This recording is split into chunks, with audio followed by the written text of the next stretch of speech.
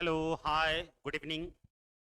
मैं अमित कुमार सिंह आज अपने संस्थान राज राजेश इंस्टीट्यूट की तरफ से फिर से कुछ महत्वपूर्ण इतिहास का क्वेश्चन लेकर के आया हूं, जो आपके बीपीएससी टीआरई 3, टीआरई 4 और 70वीं बीपीएससी के लिए काफी उपयोगी मंद साबित होंगे। बिहार दरोगा के लिए भी ये काफी फायदेमंद साबित होंगे। आइए पहले सवाल पे चलते हैं। पहला सवाल देखते हैं। भागवत गीता, जी हाँ, 1785 ईस्वी में चार्ल्स विल्किंस के द्वारा का अंग्रेजी अनुवाद किया गया था। वहीं भागवत गीता का फारसी अनुवाद अगर कहा जाए तो दारा सिकोह के द्वारा किया गया था। तो क्वेश्चन क्या कह रहा है? भागवत गीता भारत के किस पौराणिक ग्रंथ से संबंधित है? महाभारत। जी हाँ, भागवत गीता महाभारत जैसे पौराणिक ग्रंथ से संबंधित है। महाभारत कहा जाता है कि अकबर के शासनकाल में अब्दुल कादिर बदायूनी, नकीब खां और फैजी के द्वारा इसका फारसी भाषा में अनुवाद किया गया। वहीं रामायण का भी फारसी अनुवाद अब्दुल कादिर बदायूनी, फैजी और नकीब खां के द्वारा ही किया गया था। आपके सी नंबर ऑप्शन में बादरायन की चर्चा है। गुप्तकालीन प्रसिद्ध इतिहासकार जिन्होंने ब्रह्मसूत्र की रचना की। अगले सवाल पे चर्चा करते हैं। दूसरा नंबर सवाल देखेंगे। निम्नलिखित में से कौन गौतम बुद्ध के समकालीन था? जी हाँ, तो गौतम बुद्ध महावीर स्वामी के समकालीन थे। 6ठी शताब्दी ईसा पूर्व में अगर कहा जाए तो जहां राजनीतिक स्तर पर 16 महाजनपद अपने अपने वर्चस्वता की जंग लड़ रहे थे, वहीं भिन्न भिन्न सामाजिक कार्यकर्ताओं के द्वारा मानव बंधुत्व का नारा देते हुए अलग अलग संप्रदाय और अलग अलग धर्म की स्थापना करते हैं। महात्मा बुद्ध के द्वारा जहां बौद्ध धर्म की स्थापना की गई, वहीं जैन धर्म के वास्तविक संस्थापक महावीर स्वामी कहलाते हैं। कौटिल्य चंद्रगुप्त मौर्य के दरबार में थे, जिन्होंने अर्थशास्त्र की रचना की। कनिष्क कहा जाता है बौद्ध धर्म की महायान शाखा का कट्टर समर्थक, जिसके समय में चतुर्थ बौद्ध संगति हुई थी कश्मीर के कुंडल वन में। उसी सम्मेलन में वसुमित्र ने अध्यक्ष पद पर रहते हुए महाविभाष शास्त्र नामक पुस्तक की रचना की। वहीं अश्वघोष ने महात्मा बुद्ध के चरित्र पर आधारित बुद्ध चरितम नामक पुस्तक की रचना की। संवत की शुरुआत कनिष्क के समय में ही हुई थी। नागार्जुन, जी हाँ, इन्होंने रसरत्नाकर और माध्यमिका सूत्र, जी हाँ, थोड़ी देर पहले मैंने कहा कि कनिष्क बौद्ध धर्म की महायान शाखा का कट्टर समर्थक था, तो महायान शाखा नागार्जुन की पुस्तक माध्यमिका सूत्र से ही निकला है। तो कनिष्क और उसका दरबारी नागार्जुन बौद्ध धर्म की महायान शाखा का कट्टर समर्थक था। आइए तीसरे नंबर सवाल पे चलते हैं। दिल्ली में महरौली में स्थित लौह स्तंभ पर माना जाता है कि यह किसकी शौर्यगाथा अंकित की गई है? तो चंद्रगुप्त द्वितीय, जिसके दरबार में नवरत्न रहते थे। आर्यभट्ट, छपनक, बेताल भट्ट, घटपरक, तंकु, कालिदास, अमर सिंह, वरामिहिर जैसे लोग रहते थे। चंद्रगुप्त द्वितीय, जिसके दरबार में नवरत्न रहते थे। अशोक, अभिलेख जारी करने वाला भारत का प्रथम राजा अशोक, जिसके अभिलेखों को 3 भागों में बांटा गया, शिलालेख, स्तंभ लेख और गुहालेख। और कलिंग को जीतने वाला दूसरा और अंतिम राजा अशोक था। अशोक के अभिलेख को जहां 1750 में टी पैंथलर के द्वारा खोजा गया, वहीं 1837 में जेम्स प्रिंसेप के द्वारा पढ़ने में सफलता पाई गई। समुद्रगुप्त, इसके दरबार में हरिसेन रहते थे। समुद्रगुप्त 100 युद्धों का विजेता कहा जाता है। प्राचीन भारत का सबसे पढ़ा लिखा बादशाह, जिसने कृष्णा चरितम नामक पुस्तक की रचना की। अगले सवाल पे चर्चा करते हैं। 4 नंबर सवाल देखेंगे। तराइन, जी हां, तराइन का प्रथम युद्ध मोहम्मद गौरी और निम्नलिखित में से किस भारतीय राजा के बीच लड़ा गया था? तो पृथ्वीराज चौहान के बीच तराइन का 3 युद्ध हुआ था। 1191, 1192 और 1215। 1191 और 1192 में पृथ्वीराज चौहान और मोहम्मद गौरी के बीच में। तो शुरुआत में गौरी की हार हुई थी, दूसरे में गौरी की जीत हुई थी। भारत में तुर्क अधिसत्ता की स्थापना तराइन के दूसरे युद्ध के पश्चात ही हो गई थी। वहीं 1215 में इल्तुतमिश और यल्दोज के बीच में उत्तराधिकार का युद्ध हुआ था, तराइन का तीसरा युद्ध। 1215 में इल्तुतमिश और यल्दोज के बीच हुआ था, जिसमें इल्तुतमिश की जीत होती है।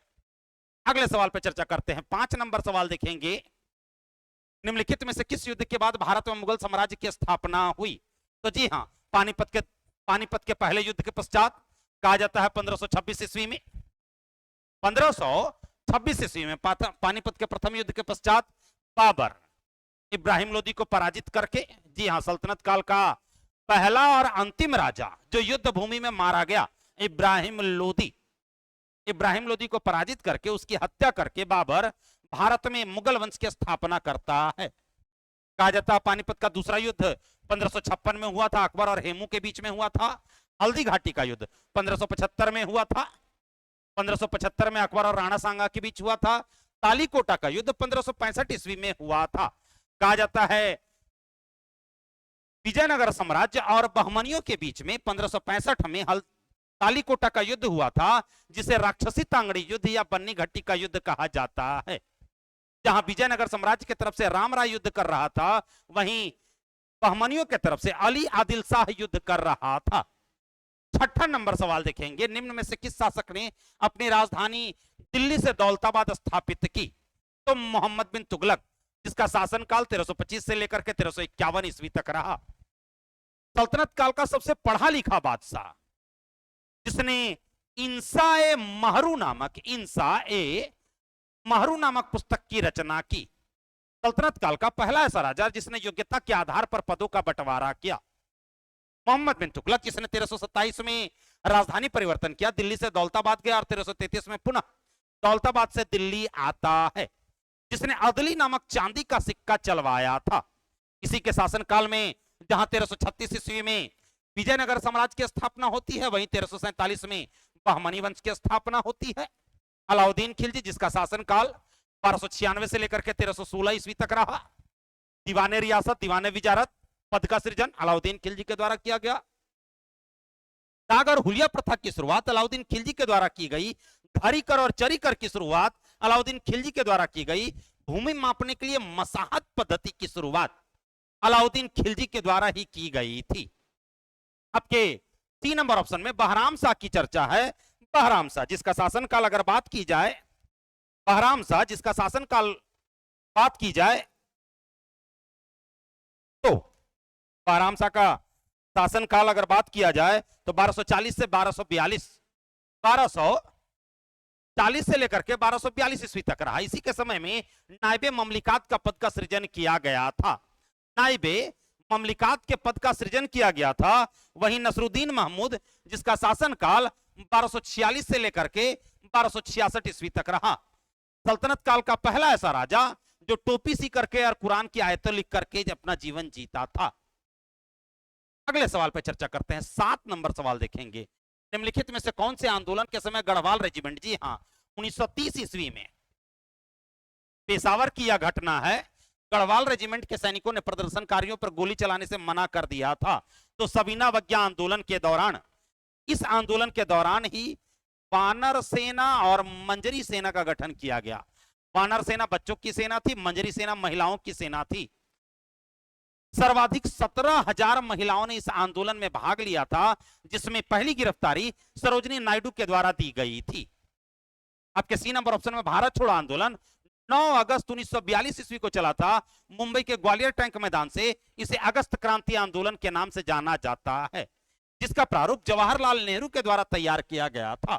खिलाफत आंदोलन 1919 में चला था और असहयोग आंदोलन 1920 से 22, जिसका प्रारूप चित्तरंजन दास के द्वारा बनाया गया। अगले सवाल पे चर्चा करते हैं। 8 नंबर सवाल देखेंगे, मैग्सेसे पुरस्कार, जी हां, मैग्सेसे पुरस्कार विजेता पहले भारतीय कौन थे?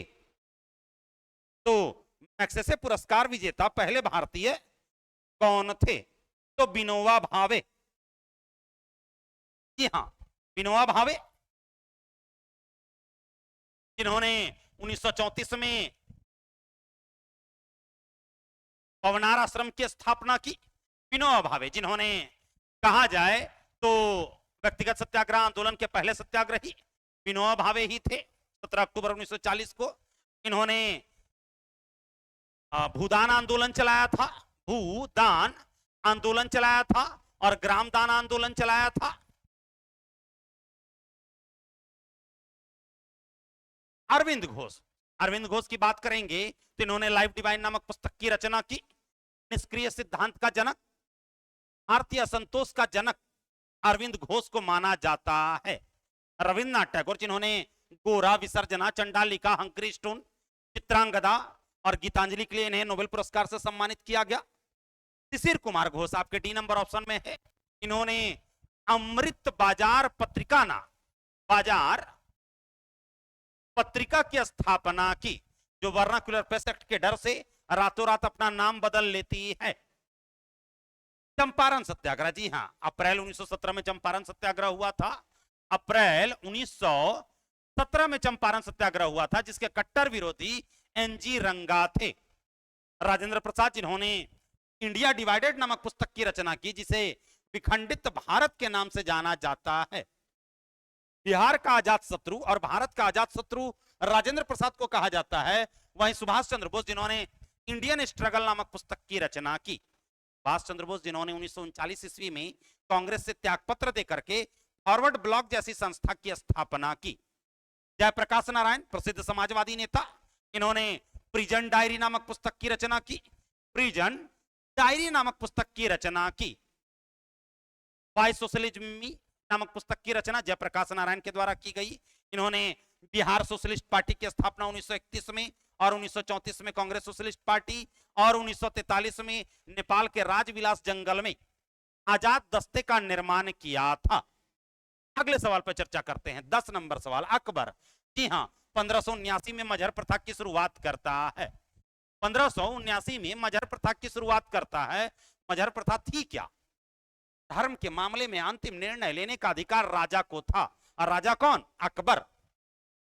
तो अकबर के मजहर प्रथा का प्रारूप किसके द्वारा तैयार किया गया था? जी हां, शेख मुबारक के द्वारा। अबुल फजल और फैजी के अब्बा थे फैजी। अकबर का दरबारी कवि अबुल फजल, जिन्होंने आईने अकबरी की रचना की। अब्दुल कादिर बदायूनी, प्रसिद्ध इतिहासकार।